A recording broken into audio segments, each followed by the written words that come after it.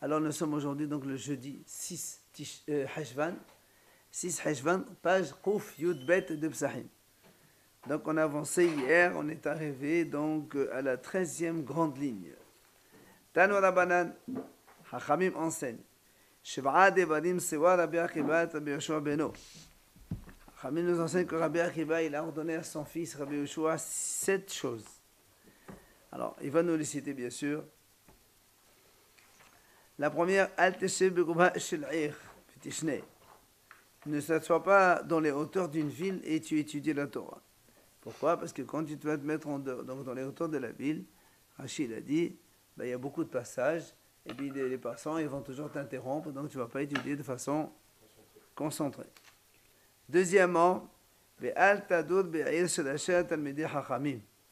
n'habite pas dans une ville où ses chefs sont Talmidei Chachamim. Là aussi, il explique Rashi, parce que quand un Talmid Chacham, il est occupé par son étude, il ne va pas s'occuper des besoins donc, de la communauté. Donc, il faut être donc, dans une ville où, donc, à sa tête, il y a un dirigeant qui s'occupe des besoins de la vie communautaire plus que de son étude.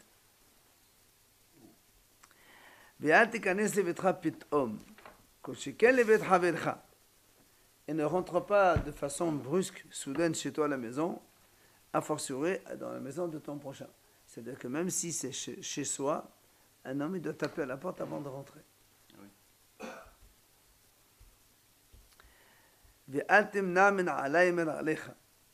Ne marche pas pieds nus. Ouais, ne marche pas pieds nus. C'est marqué. Il dit, Hachamim dit, c'est pas beau. C'est pas beau donc pour un homme de marcher pieds nus.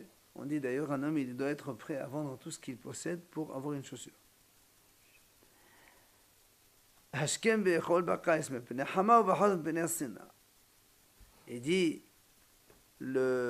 tu dois te lever bonne heure tous les matins pour manger aussi bien en été qu'en hiver. En été pour pouvoir lutter contre le chaud et en hiver pour lutter contre le froid. C'est évident. Manger tout. C'est Shabbat Rahol et donc la 6e, fais ton Shabbat Hol et donc ne prends pas chez les autres. Ça veut dire, comme on a vu ça hier, un homme il doit pouvoir être capable de manger même un bout de pain avec une petite chose et ne pas demander la tzedaka même pour Shabbat. Enfin, il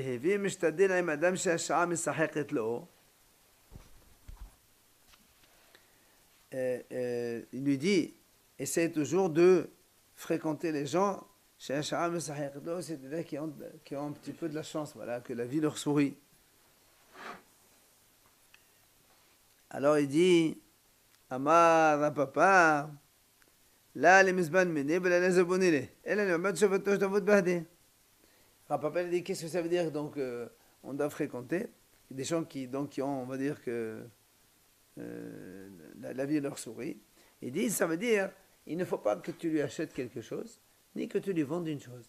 Parce que si de toute façon c'est lui qui a la chance qui est avec lui, si tu lui vends, c'est lui qui va gagner, et si tu achètes de lui, c'est toujours lui qui va être gagnant. Alors qu'est-ce que c'est? Il a dit, essaie d'être son associé, tout simplement. Associe-toi avec quelqu'un qui est donc, en ce moment, il a le vent en poupe, comme on dit. Juste pour revenir à Ashkem, Ouais. Les fois, ils mangent le. Ouais, ça veut dire que mange le matin. C'est l'été.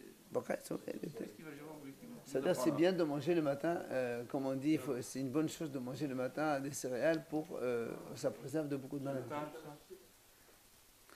Maintenant il dit, l'Agma dit, Behashta de Amar Rab Shmuel bar Yitzchak ma'idati ma'aseh adam berachta kol hanotel ptotam miyuvet barech avlo el mezban minur zabonili shapet dami. Il dit, Rab Shmuel bar Yitzchak il a dit, c'est marqué chez Yov, Ma'aseh adam berachta. Ça veut dire que Hachem il a béni là où il met la main. Alors il a dit Rav Shmuel, dans ces cas-là, même si on achète chez lui ou si on les vend, eh bien, de toute façon, on sera béni. Alors ça marche aussi. C'est pas seulement, il ne faut pas se restreindre comme il dit un papa devient son associé. Non, même si tu achètes des choses, tu vends des choses, de toute façon, tout ce que Yov y touche, il y a une bracha dedans. Alors dans tous les cas, tu vas avoir la bracha. Donc... Non, Yov, il a eu que des malheurs. Non, mais après. C'est marqué qu'après ce qu'il a eu, il a eu des enfants, il a eu du bétail, enfin il a eu tout. C'est vrai. Alors, la Gemara dit,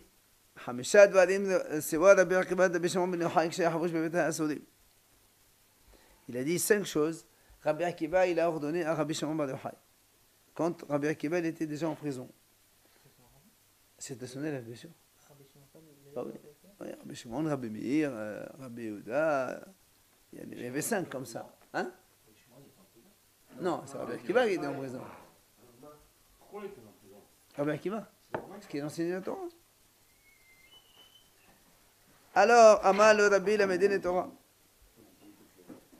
Il lui dit, Rabbi, enseigne-moi la Torah, alors que Rabbi Akiva était en prison. Apparemment, il parlait par la fenêtre. Amal la Metra. Il a dit non, je ne veux pas t'enseigner la Torah. Puisque justement, Rabbi Akiva, il a été en prison à cause de ça, il dit, je ne veux pas te mettre en danger. Amalo, alors il lui a dit, si tu ne m'enseignes pas la Torah, je vais dire à mon père, et il va te vendre au goïm, ça veut dire. Il va... Hein? Comme quoi il n'enseigne pas? Non. Il n'a pas voulu l'enseigner. Ça veut dire que si tu veux pas, lui il dit je veux pas, il lui a dit si tu ne m'enseignes pas la Torah, je vais dire à mon père, mon père il va te chez les goïms, il va te vendre. Comme quoi tu as fait encore, je sais pas, est-ce qu'il peut... C'est vrai qu'il était déjà en prison lui, mais bon quand même.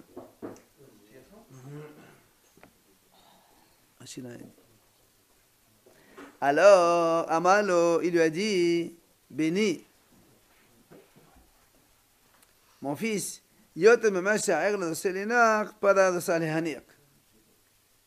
alors évidemment, Rabbi Akiva le dit plus que un veau veut téter chez sa mère, la mère elle veut donner à téter à son fils. Ça veut dire toi tu crois que je veux pas, c'est pas que je veux pas, c'est qu'il a peur pour lui.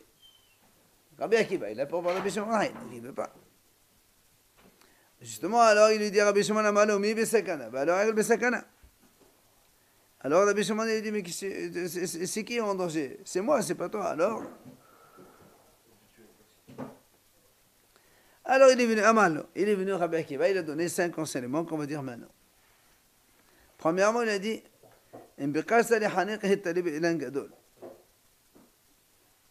si tu veux te faire pendre, suspends-toi à un grand arbre. Et non, mais en fait le sens il est complètement différent. En fait le sens il veut dire si tu veux dire quelque chose que les gens t'écoutent, bah, tu les dis au nom de quelqu'un d'une sommité. Tu dis pas Un grand arbre. hein? Oui, suspends-toi donc sur un grand arbre, ça veut dire tu dis voilà tel Rav m'a dit. Si tu dis t'es un petit Rav il t'a dit ça, les gens ils s'en foutent. Mais si tu dis voilà j'ai entendu d'un grand Rav qui a dit ça, alors les gens ils vont automatiquement. Il a parlé comme ça peut-être pour le danger des Romains peut-être non? Non. Tout simplement. Ça, c'est la première. Deuxièmement, quand tu vas enseigner la Torah à ton fils, enseigne-lui dans un livre qui est vérifié, contrôlé, c'est-à-dire qui n'est pas faux. Elle m'a dit, mais c'est quoi ça? Il a dit, Rav Mashashia, ça veut dire il faut que ce soit un livre, donc quelque chose, ça veut dire ton enfant, quand tu lui enseignes, si tu lui enseignes dès qu'il commence à étudier des choses fausses, ben, l'erreur restera tout le temps dans sa tête, parce qu'il est petit, il sait tout neuf et il apprend. C'est pour ça que les enfants, il faut toujours leur enseigner donc du solide et du vrai. Ça rentre, quand ça rentre, c'est difficile que ça sorte. Troisième chose, ne fais pas cuire quelque chose dans une casserole que ton prochain a déjà fait cuire dedans. On m'a dit, qu'est-ce que ça veut dire ça? Hein? Non, mais c'est quoi le sens, justement? C'est pas un stam, il dit comme ça, mais c'est un sens plus profond. Il dit, c'est quoi le sens? Il dit tout simplement, n'épouse pas une femme que son mari a divorcée, que son mari est encore vivant. Pourquoi? Il a dit, Garouche, une femme divorcée. N'épouse pas une divorcée. Comme il a dit maître, quand un homme lui-même qui a divorcé, il épouse une femme qui est elle-même divorcée, quand ils seront au lit, ben, ils penseront chacun à son ex. Il y aura 4 avis dans le lit. Ben, lui, le monsieur, il pense à son ex-femme, et la femme, elle pense à son ex-mari. Donc ça fait qu'il y aura 4. Non, la Gemara dit, tu peux même, la Gemara dit, même on peut dire que pour une veuve aussi. Il ne faut pas épouser une veuve. Pourquoi? Non. Non, elle a oublié son ex. Et lui, il dit, les féchés, ça veut dire que les hommes ne sont pas tous les mêmes. Mais bon, donc la femme, elle pourrait, au niveau relationnel, elle se rappelle de l'ancien, parce que peut-être qu'il était mieux, je ne sais rien. Bon, allez. Ensuite, il lui dit, mitzvah vegouf gadol, ochel perot velo sachar. Il dit, tu veux faire une mitzvah et tu auras une grande récompense. Il lui dit, voilà, c'est ce qu'il faut faire, c'est ochel perot velo sachar mitzvah. Velo sachar, pardon. Hein? Attends. Il dit, si tu veux faire une mitzvah, vegouf gadol, ça veut dire que tu as une grande récompense dedans. Voilà ce qu'il faut faire. C'est, en fait, on explique comme ça. On explique, non. Prête de l'argent à quelqu'un. Tu prêtes de l'argent à quelqu'un. Et comme il n'a pas de quoi rembourser, tu les prends, par exemple, il a un terrain, tu achètes chez lui des fruits, à prix, je sais pas, bas, et tu déduis de la somme empruntée. Du coup, toi, tu es en train... Hein?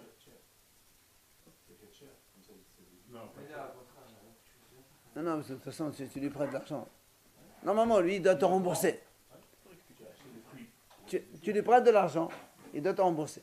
Mais lui, il n'a pas de quoi te rembourser. Qu'est-ce que tu fais? Tu achètes un peu des fruits, dans un champ. Non, pas cher. Au contraire. Pas cher, ça n'arrange pas. Ni l'un ni l'autre. Ici, ça arrange celui qui a emprunté. Il se débarrasse de son truc doucement. Il doit l'acheter au prix normal. Tu prêtes de l'argent à quelqu'un. Écoute, tu prêtes de l'argent à quelqu'un. Lui, il n'a pas de quoi te rembourser. Alors, qu'est-ce que tu fais pour essayer de le diminuer la dette? Tu achètes chez lui des fruits. J'achète des fruits. Oui. Voilà, paiement en nature. Déduction de la dette en nature. Alors, je lui prends des fruits alors. Oui, bien sûr, tu prends. Sans lui Hein? payer. C'est pas des bits, c'est ce qu'on appelle mashkanta de soura. C'est pas des bits. C'est permis ça. Tu l'achètes moins cher que le prix du marché. Évidemment, tu es en train de faire une mitzvah. Là. On est en train de dire faire une mitzvah. Allez, 5e enseignement, il lui a dit mitzvah vegouf tahor, no se'esha velo banim. C'est que tu fais une mitzvah avec un corps pur, c'est quand on a une femme et on a des enfants. C'est-à-dire que Haramim disent un homme, il doit, donc pour bien étudier la Torah de façon pure, ben, il épouse une femme, comme ça il n'a pas à penser à des choses pas bien. Al-Ba'ad vadim seba Rabbeinu HaKadosh et banav. Maintenant, Rabbeinu HaKadosh, il a ordonné à ses enfants 4 choses. Premièrement, Al tadod b'shechensiv meshum de lesane havo mashchalach b'lesanota. N'habite pas dans une ville qui s'appelle Shechensiv. Il dit parce que tout simplement, il y avait là-bas beaucoup de moqueurs. Et ils peuvent t'entraîner avec eux dans la moquerie, donc des bêtises. Alors n'habite pas là-bas. C'était une ville apparemment connue. Ve'al teshev al mitat aramit. Ne t'assois pas sur le lit d'une goy. Alors, sur ça, la Gemara apporte plusieurs interprétations. Et il y en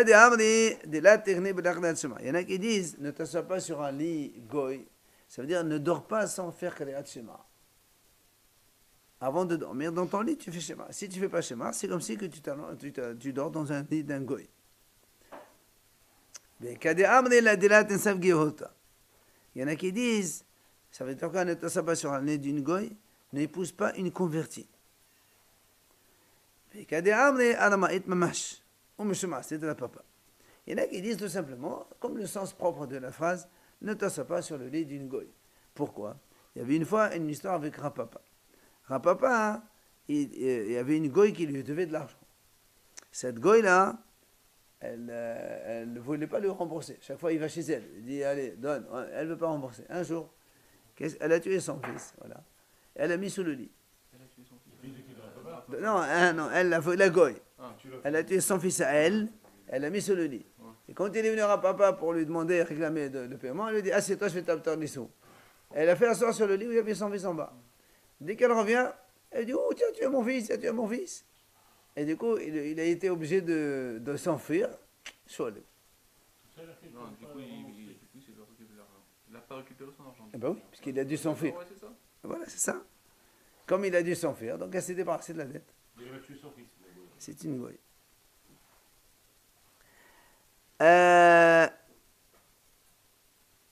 La troisième chose, ne fuis pas les impôts, parce que si un jour ils te retrouvent, ils vont tout te prendre. Alors paye ce que tu as payé, comme ça au moins tu es tranquille. La quatrième chose,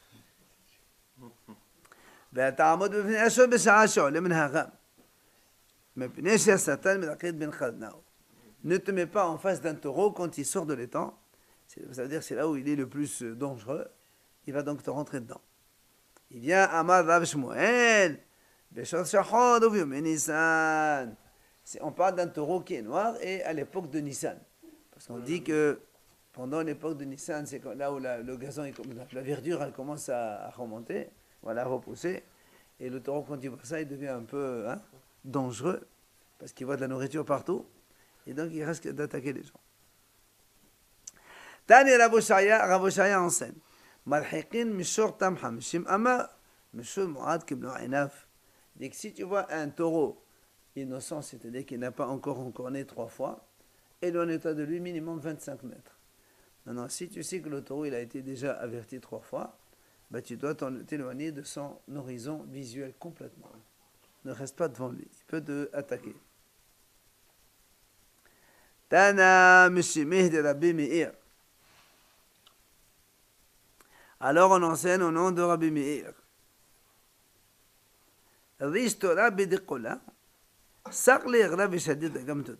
Même si la tête du taureau, elle est dans son mangeoire, ça veut dire que le taureau il est occupé à manger, ne fais pas confiance, monte sur le toit et enlève l'échelle de là-bas, comme ça le taureau ne t'attaque pas. C'est pour te montrer. Hein? Voilà. Ça veut dire qu'on te dit que comme quoi le taureau il est très dangereux, alors voilà comment tu dois faire.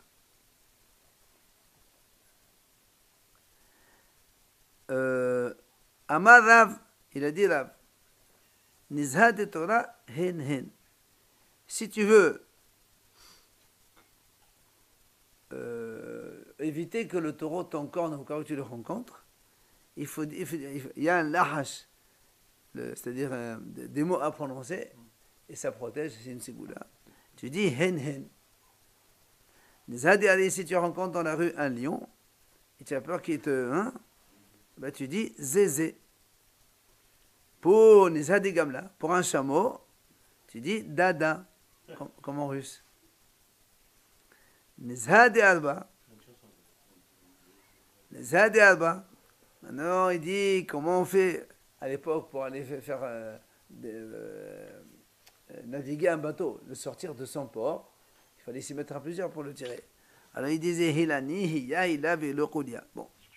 Tu dis ça, le bateau il part. Voilà, enfin il parle pas, il vient avec toi. Non, le bateau il bouge quoi. Voilà, ce sera plus facile pour toi. Exact. Amar Abaye. Abaye dit Or, Dag, Bichos, Hamin, Obesim, Vichinim, Levanim, Kulam, Kashim, Davar Ahir. Toutes ces choses-là, ils sont difficiles d'avoir la c'est-à-dire ils disent on va expliquer. Chaque terme, on va l'expliquer, c'est pour la tsara'at. C'est-à-dire, si quelqu'un ne fait pas attention à cela, ben, il aura, haz de shalom, la tsara'at, la lèpre. C'est quoi? Le premier, c'est or, c'est la peau. C'est quoi? Mandigane amshcha de salah. Si quelqu'un, il s'allonge sur une peau qui n'est pas encore complètement tannée, elle est en cours, elle n'a pas encore terminé, il peut avoir tsara'at. La lèpre, oui. Dag, le poisson, c'est quoi? Shivota biome Nissan. Celui qui mange Shivota dans les mois de Nissan, il peut avoir aussi la lèpre. Ne me dis pas ce que c'est Shivota, je ne sais pas ce que c'est. Poisson. Ouais, un poisson par Un poisson. c'est quoi le kos, le verre? Shiore kasa de hasena. En fait, c'est les kasa de hasena, on l'a vu il n'y a pas longtemps, c'est donc des petits poissons panés. Si tu manges les restes d'une assiette de ça, ça aussi, ça peut amener la lèpre. C'est quoi? C'est le mange-tout là? Hein? Les restes de ça passe. Le mange-tout, les restes de mange-tout. Voilà. Hamin, c'est quoi les chauds? Hamimi de hamimi. Si quelqu'un il prend des douches très très chaudes, il est habitué à prendre donc à se laver avec de l'eau très très chaude. Ça aussi c'est pas bon, ça peut amener la lèpre. Betsim, c'est quoi les œufs? Man de madrak aqlipim. Celui qui marche sur la coque de l'œuf, la coquille de l'œuf, Ah oui. les écorces, les épluchures de l'œuf. Ça aussi ça peut amener la lèpre. Enfin, kinim levanim, des poux blancs, c'est quoi ça? Il dit man de mahaba le boucher, bela natalit manayome badal le boucher. Bedian hanar kinim kanjim dabarahir. Il dit si quelqu'un il lave ses habits, il n'attend pas 8 jours et il remet ses habits. Il dit pourquoi? Parce que dans ces cas-là, avant comme il avait les vêtements une fois tous les alors il y avait des poux dans les vêtements à l'époque. Alors si tu laves et tu n'attends pas 8 jours que ça sèche et que ça se complètement ça disparaît, ben les poux elles restent, elles font des lentes et ils disent ça c'est mauvais pour la On Sarah. a vu que les poules ne font pas des petits. Hein? On a vu que les poules ne font pas des bébés. Mais non, ça fait des lentes. On l'a vu il n'y a pas longtemps. Non, ça c'est dans Shabbat, on a dit que le Hachamim disait qu'il est permis de tuer des poux parce que ça se pousse de elles-mêmes, de la saleté. Non, ils pensaient ça. Non, il y a marqué comme ça. Mais bon, on sait qu'aujourd'hui c'est pas ça, mais ça n'empêche pas. Il y a marqué que Hachamim, des fois, ils donnent des raisons, même si nous, on ne connaît pas vraiment, mais quand ils ont dit que c'est un motard de tuer des poux, alors on a le droit de tuer un pou Shabbat. C'est pas interdit. Ils savaient pas que ça se reproduisait. Mais oui, mais on ne peut pas dire que les Hachamim, ils ne savaient pas. Ah, mais bon, ils faisaient les moustiques. Non, c'est pour ça que la halakha aujourd'hui, elle est maintenue. Voilà. Ça a changé. Même si on sait aujourd'hui que les poux se reproduisent. On ne se reproduisait pas au cru. Mais si. Amara papa. Amara papa. Il a dit à papa. Hein? Bah, il se reproduit. Ben, un pou, il se donne plusieurs poux. Après, ça le compte. C'est ça. C'est. Non. On sait que ça se reproduit. Si. Si, il se reproduit. Amala papa. Allez, on continue. Beta de et beshonra. Une maison dans laquelle il y a des chats. Oh là là. La ne'ol bainish belamsani. Une maison dans laquelle il y a des chats. Un homme ne doit pas rentrer dedans la nuit sans chaussures, pieds nus. Dans laquelle il y a des chats. Tu ne rentres pas la nuit pieds nus. Pourquoi? Maetama. Il dit, il explique. Mishum, parce que les chats, ils tuent des petits serpents. Ils trouvent des petits vers comme ça. Ils les tuent, les chats, ils les mangent. Seulement, et dans les petits serpents, il y a des petits os, des tout petits os.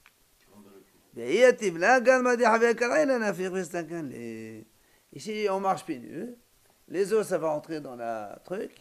Et c'est dangereux pour la santé. Et tu ne peux pas les enlever.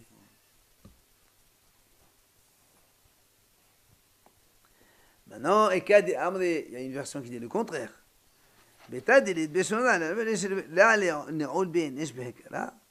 Une maison dans laquelle il n'y a pas de chat, justement, tu ne rentres pas dans là-bas pieds nus.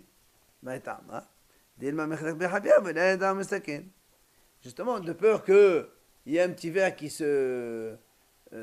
vient sous ton pied, et tu ne te rends même pas compte, puisque c'est noir et qu'il n'y a pas de chat pour les manger.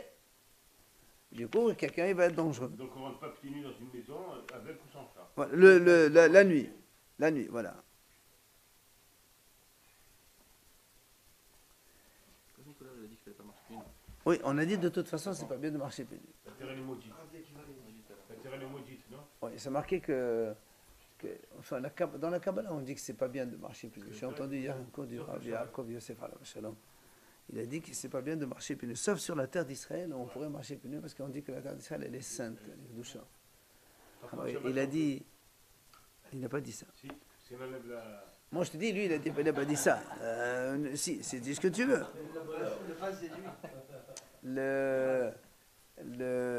Il a dit, c'est pour ça qu'en Israël, par exemple, ceux qui construisent des maisons aujourd'hui, notamment, alors si à partir de la terre d'Israël, il a dit, il y a des gens qui achètent du marbre d'ailleurs. Il faut importer d'ailleurs. Alors ceux-là, ils n'ont pas le droit de marcher pieds nus dans leur maison. Si tu achètes du marbre d'Italie ou de je ne sais où, donc tu n'as pas le droit de marcher pieds nus dans ta maison parce que ce n'est pas de la terre d'Israël. Mais si tu achètes tu construis à partir des choses production made in Israël, donc c'est de la terre d'Israël, alors il n'y a pas de problème. Alors, ce chat Varim, c'est pas Rabbi Ishmael ben Rabbi Yosef Rabbi.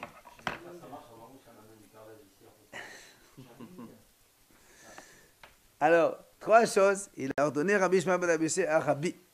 C'est quoi les 3 choses? Ne te fais pas un moum, un défaut chez toi.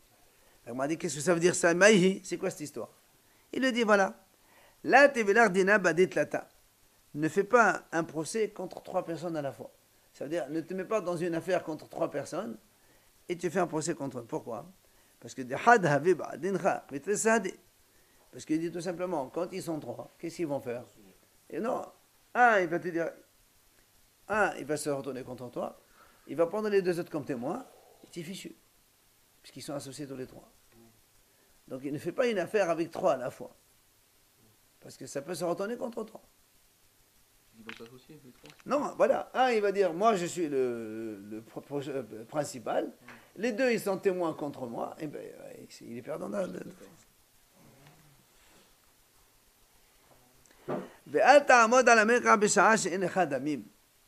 Il dit, tu n'as pas le droit de, quand on vend des choses, ne rajoute pas sur le prix si tu n'as pas d'argent. Voilà, les enchères. Parce que si tu rajoutes si tu n'as pas d'argent, tu empêches les autres d'acheter alors qu'eux, non. Tu fais augmenter les enchères, après tu ne payes pas, tu fais pas à la synagogue ou aux affaires. Enfin, en général, ce sont les synagogues, parce que dans les affaires, si tu ne payes pas, on t'amène là-bas où il faut. Parce que pour la synagogue, ça pourrait être d'une bonne intention. Oui, mais si quelqu'un il augmente les enchères, qu'après il ne paye pas, et celui qui a été à fond de Torah, il aurait pu acheter et payer. Ça existe, hein? Vadaï. Enfin, la 3e chose qu'il lui a dit, tabla, al tezakir la layla rishona. Amarabu bneda de oraita. Ho'il, wa hazak ma'ayim pato, adim mamash chazifer. Il dit, à l'époque, vous savez que chez la femme, il y avait 2 périodes chaque mois. Il y avait la période de 7 jours et la période de 11, Nida et Ziva. Pour la période de Nida, quand ta femme a séani, c'est le soir même, elle fait mikvé, il n'y a plus rien, c'est bon. Et pour Ziva, pour un jour, elle attend le lendemain, et si elle voit 3 jours de suite, elle fait Shiv'an Qim. À l'époque, aujourd'hui, c'est plus comme ça. Aujourd'hui, dans tous les cas, à chaque fois qu'il y a une femme qui a n'importe quelle tache de sang, on doit compter 7 jours de pureté après avoir fait le hefsek et tout ça. On ne rentre pas dans les halachot maintenant. Alors il lui a dit, quand ta femme, elle est nida, si elle fait le mikvé le soir, ne va pas avoir une relation avec elle ce soir-là. Parce que comme elle a saigné le jour même, il se pourrait que le soir aussi, elle va saigner. À l'époque d'avant, d'accord? Aujourd'hui, c'est impossible d'avoir ce genre de situation. Hein? À l'époque, c'était comme ça. Mais pourquoi on n'a pas le lendemain? Ils n'ont pas décrété le lendemain au moins. C'est la halakha. Avant, c'était comme ça. Nida minato. Elle saigne le jour. Le soir, elle va migrer. C'est dans la période de Nida. Oui, elle est peur. Mais il a dit fais attention. Pour le monde, tout le monde, ça va, mais toi, fais attention. Shlosha dvarim seba Rabbi Yosef ben Rabbi Yehuda Rabbi. Rabbi Yosef, fils de Rabbi Yehuda, il a ordonné à Rabbi 3 choses aussi. Premièrement, il lui dit Al teseyi hide balayla. D'accord, ne sors pas seul la nuit. À l'époque, c'était noir. Il y a des mazzikim, tout ça, vous savez. Ve'al ta'amod v'nei haner arum. Ne te mets pas nu devant une veille. Ça veut dire, donc, dans la lumière, ne te mets pas dans une position faut toujours, voilà, il faut toujours tsni'ot, même dans Par contre, il est dans la salle de bain. Et puis la salle de bain. Dans la salle de bain. On ne parle pas de la salle de bain. Jamais. Il n'y a que dans la salle de bain où pendant un petit instant on est. Après la troisième, c'est quoi? Oui. Il dit ne rentre pas dans un bain nouveau. Avant, c'est pas comme les douches chez nous. Il y avait un bain public. Ils mettaient des planches de bois. On se mettait dessus, on remplissait. Enfin, c'était un peu archaïque, quoi. Alors il lui a dit, ne va pas dans un bain nouveau, de peur que les poutres elles se cassent et tu tombes dedans et tu cuis. Parce qu'il y a le feu en bas. Il faut bien qu'il y ait un premier quand même. Bah, c'est pas mon problème. Alors il dit justement, la Gemara dit Ad Kama, c'est combien? Amada Besham Leva Ad Yab Hodesh. Il faut que le bain il ait une ancienneté d'1 an minimum. Yab Hodesh, 1 an, 12 mois. On craint pas l'usure. Pardon, monsieur? On craint pas l'usure. L'usure de quoi? C'est vieux, puis c'est. Et lui, il craint plutôt voilà, l'effondrement d'un truc, plutôt ça. Donc, alors, elle dit, elle explique, Hachamim disent, ça veut dire quoi? Ne te mets pas devant nu devant une lumière. Il dit parce que c'est marqué, Hamed pas. Hassan Shalom, il a ce qu'on appelle la maladie de l'épilepsie, qui tombe comme ça. C'est marqué,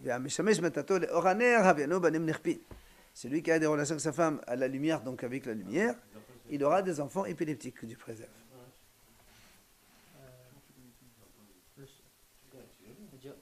Quand on fait une relation avec sa femme, il faut la faire dans le noir. Donc, si quelqu'un il le fait à la lumière, il aura des enfants épileptiques. C'est un enfant qui naît de cette relation. Absolument. Pas les enfants qui sont déjà nés ou des enfants qui sont... Non, c'est ça. On parle de ça. Les enfants qui proviennent d'une relation en fait à la lumière, ça fait ça. Tano Rabanan. Et une nirpine, ça veut dire quoi? C'est ça, nirpin, il tombe. C'est ça la maladie d'épilepsie. Je ne vais pas dévancer. Tano Rabanan Amishamish Metata Metash Tinok Yashin Aleha Oto Tinok Nirpa. Si quelqu'un il a une relation avec sa femme donc dans un lit où il y a déjà un bébé qui dort, ce bébé il va devenir donc malade comme ça. Et seulement la Gemara dit V'la'amadan elle a de la vivasata. Ah ben la vivasata elle est un bail. Quand est-ce qu'on parle de ça? C'est quand le bébé il n'a pas encore 1 an. Mais s'il a plus qu'1 an, c'est pas grave. En moins d'1 an. Oui. Hein? Faut pas que dans le lit où l'homme il a la relation avec sa femme, il y a un bébé qui a moins d'1 an. Dans le lit. Non, pas dans la chambre, dans le lit. Ah, le mita, il n'y a pas que dans la chambre. C'est pas... De toute façon, tu vas prendre Hein? Après 1 an, tu peux mettre un enfant dans le lit. Après 1 an. C'est bizarre quand même. Non, J'ai envie de imagine. dire après 1 an, tu peux mettre dans le lit alors. Des fois, le bébé les maladies viennent dans ton lit. Des fois, tu vas dans une chambre d'hôtel, il n'y a pas assez. Tout le monde, mais ça existe, des cas. Donc, il faut faire attention. Non, il y a marqué. C'est des cas exceptionnels. Voilà, donc c'est pour ça qu'il faut attention. C'est tout. Il dit, voilà. Et quand est-ce qu'on a dit que c'est pas bien? C'est quand seulement le bébé, tu le mets à tes pieds. Mais s'il est branché à ta tête, c'est pas grave non plus.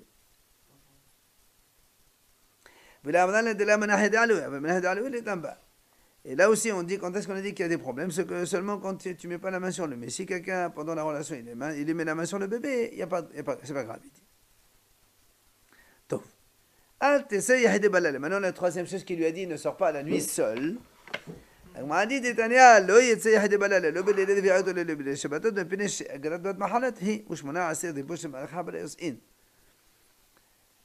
dit, il ne faut pas sortir seul la nuit.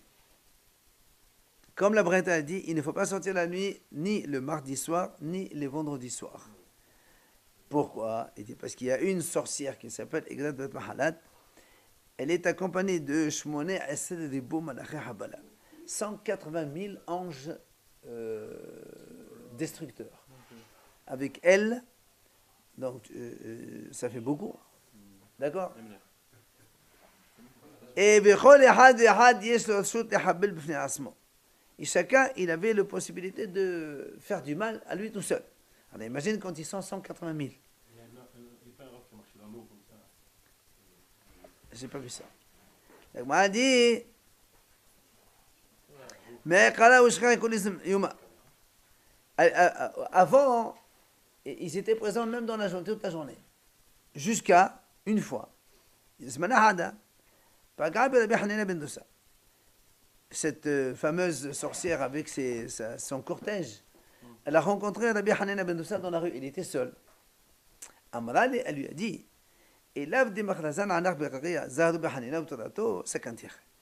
ce n'est pas parce que dans le ciel on dit faites attention à Rabbi Hanina et à sa Torah, je t'aurais détruit. Enfin, je t'aurais mis en danger. Elle lui a dit comme ça. Alors lui, il lui a répondu, si maintenant je suis considéré dans le ciel, alors c'est moi maintenant que je décrète sur toi que tu ne peux plus venir dans des droits habitables. Ça veut dire que tu ne rentres plus dans les villes, là où il y a des gens habitent. Donc en fait, il l'a complètement exclu. Alors la pauvre, elle n'était pas contente. Elle lui a dit, s'il te plaît, pour toi. Laisse-moi en moi un petit peu. Tu m'enlèves complètement de ce monde. Alors, il lui a laissé les vendredis soirs et les mardis soirs. Pourquoi toujours mardi soir? Ils sont de majorité. Le vendredi soir, oui, mais mardi soir, je ne sais pas pourquoi. Parce que peut-être que... Non, parce que le mercredi, il y a le... on dit qu'il n'y avait pas il y a marqué Meorot, il y a la maladie d'Ascara qui règne, parce que c'est l'étouffement des enfants, parce qu'il n'y avait pas de lumière. Je ne sais pas, elle dit. Je te dis, je lis ce qui a marqué. Betou Hadazimna. Alors la Gemara raconte une autre fois. Pagrabi be Abaye. Elle a rencontré Abaye. Amrali, elle lui a dit la même chose. Alors justement, attends. Et là où des Mahrazi Allah Badaqiya Azad bin Ahmani Utadato, Abasik Antir. Si elle lui a dit, cette exacte mahalat à Abaye, si ce n'est pas parce que dans le ciel on a décrété sur toi comme quoi tu es hacham et donc ta Torah elle est grande et tout et donc on peut rien te faire. Si c'est pas ça, je t'aurais mis en danger. Alors Amallah, pardon, lui Abaye lui a répondu.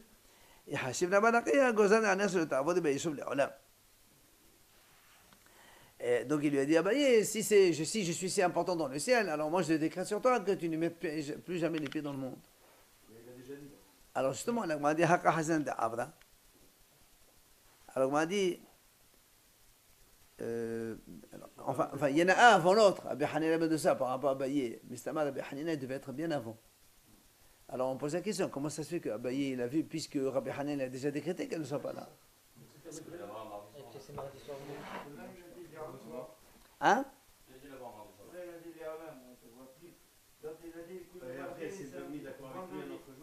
Non, mais Mistama, c'est qu'elle était pas le mardi soir, le vendredi soir, c'était un autre jour. Amri, la Gemara répond. Hane gaziata ninhu.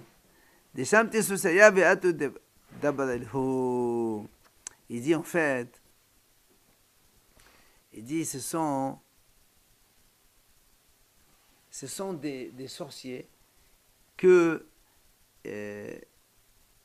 ils étaient sur leurs chevaux et leurs chevaux ils se sont enfuis, ils les ont lâchés.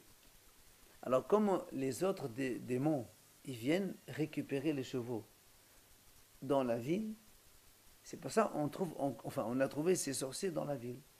En fait, ils viennent pas pour faire du mal, ils viennent juste pour récupérer les chevaux de leurs cavaliers démons que les chevaux ont lâchés. D'où ils sortent les sorciers? Comment? On va leur demander.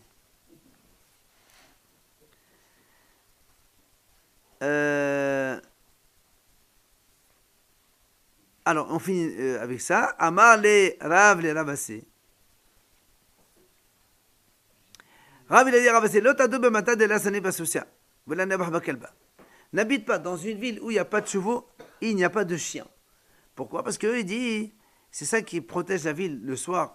Les chiens aboient quand il y a des problèmes, et les chevaux, s'il y a un problème, au moins on peut s'enfuir. S'il n'y a pas de chevaux, tu es bloqué, tu es fichu, donc c'est pas bon.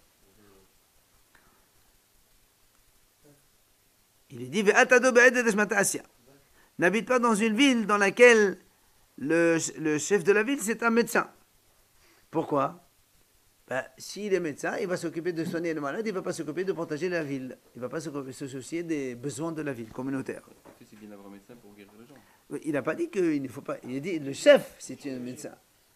Bien sûr qu'il faut habiter dans une ville où il y a un médecin, mais que ce ne soit pas lui le chef de la ville. Parce que si le chef de la ville, il n'a pas le temps de s'occuper donc des besoins de la ville. Enfin, n'épouse pas deux femmes. Parce que si tu épouses deux femmes, elles peuvent se mettre à deux contre toi. Et si maintenant tu en as pris deux, prends une troisième. Pour moi, il y a une troisième qui va toujours vendre la mèche par rapport à deux. Hein? Des bons conseils, voilà. Ok? Bien, c'est le Gemara. Allez, Baruch Hashem.